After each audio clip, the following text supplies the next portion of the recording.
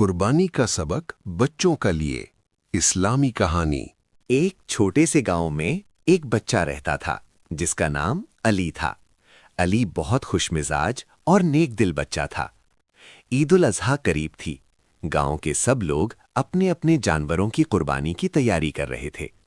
अली के अब्बा भी एक खूबसूरत सफ़ेद बकरा लेकर आए। अली बहुत खुश हुआ। वो रोज़ बकरे को चारा देता, पानी पिलाता और उसके साथ खेलता। एक दिन अली ने अपनी अम्मी से कहा, अम्मी, मैं इस बकरे से बहुत प्यार करता हूँ, क्या हम इसको कुर्बान ना करें? अम्मी मुस्कुराईं और बोली, बेटा, कुर्बानी का मतलब है कि हम अल्लाह की मोहब्बत में अपनी सबसे प्यारी चीज़ भी दे सकते हैं, जैसे हज़रत इब्राहीम अलैहिस्सलाम ने किया था।